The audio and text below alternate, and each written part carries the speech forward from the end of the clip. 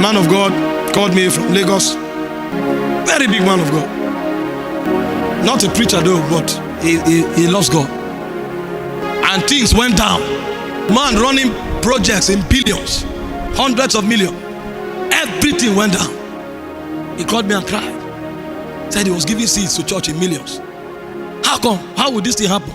I said, well, the primary objective of giving is not to indebt God. It's a testimony of your love for him. Because Jesus said where a man's heart is, that's where his substance are. But if you want to bring God into business, he said to the crafty, he will also appear crafty. Notwithstanding, because of love, God will still restore you.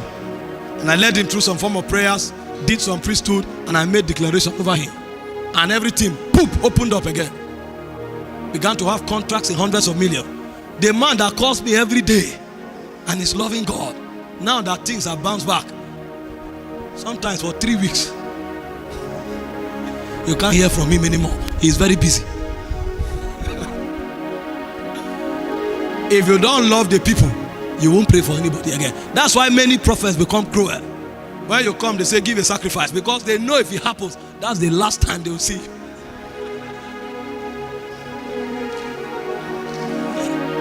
But we know that our reward is in heaven.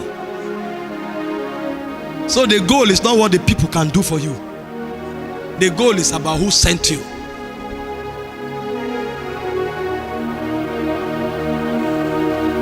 A minister loves the people. Many times you hear Jesus that he was moved with compassion. He was moved with compassion.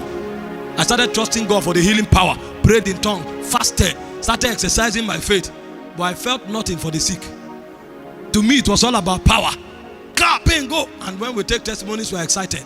And the Holy Ghost asked me, do you care about the people? Because there's a level you will never cross.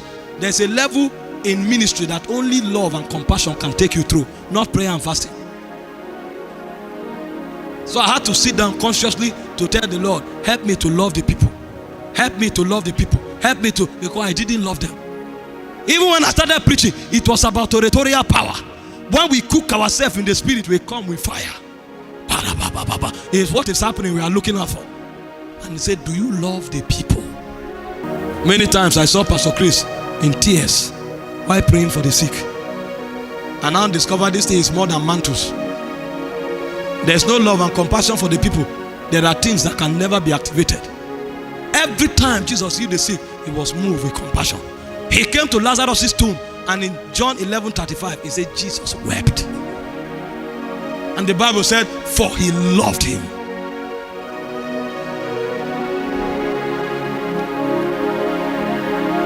I tell you the truth, if you check your heart, most of us, especially young preachers, we don't love anybody. To us, it's all about manifestation and power. We remove our suit, we wave it when people fall down. Hope it's captured on camera, because it has to be a statement somewhere. Meanwhile, the men that shook this world, it was said of John Knox, God, give me Scotland or I die. Most of the miracles John G. Lake did, they were not recorded. In fact, himself refused that they should be recorded, because it will cause controversy. You can't believe it. You can't believe what happened in South Africa. They loved the people. It was all about the people. Essential qualities. Why do you think many fall? She sees a young lady dressed irresponsibly. Instead of seeing an evangelist in her, he's seeing a sex toy, because he doesn't have love. The two spies, when they saw Rahab, they didn't see a prostitute. They saw a patriarchal evangelist.